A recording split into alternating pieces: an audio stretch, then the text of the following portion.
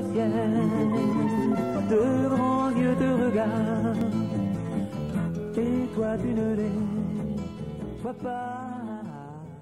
Toute vie sur Terre, l'être humain y compris, a été créé scientifiquement par des êtres venus d'une planète lointaine grâce à leur parfaite maîtrise scientifique de l'espace, du terraforming, de l'ingénierie génétique et notamment de celle de l'ADN et des arts.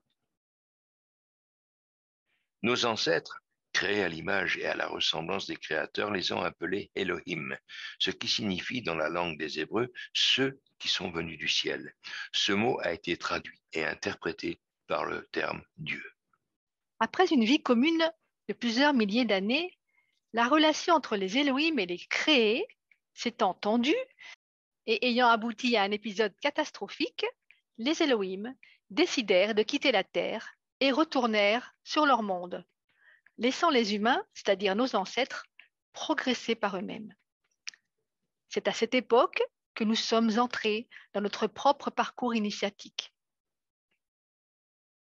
Responsables de notre existence tels des parents biologiques, les Elohim nous ont discrètement accompagnés tout au long de notre progression, sans intervenir directement. Ils nous envoyèrent des guides, leurs ambassadeurs, les prophètes qui ont donné naissance aux divers courants religieux pour nous aider dans nos choix sociétaux.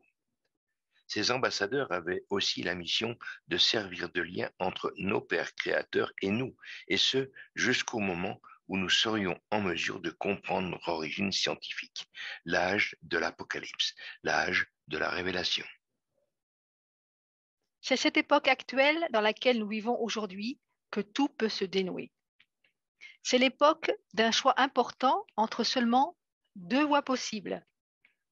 Soit ne pas vouloir comprendre cette révélation et rester barbare, à s'entre-déchirer entre peuples terrestres et finalement s'autodétruire. Ou bien comprendre avec intelligence notre histoire et réussir à vivre ensemble en paix sur cette terre et en harmonie pour se préparer à entrer dans le cercle des civilisations extraplanétaires pacifiques et abouties. Si nous choisissons la seconde réponse, il nous faut dès maintenant préparer l'accueil de ceux qui nous ont créés et qui attendent notre invitation. Ils ne nous contacteront pas sans avoir été invités. Nous devons édifier une ambassade qui sera le lieu officiel de cette rencontre.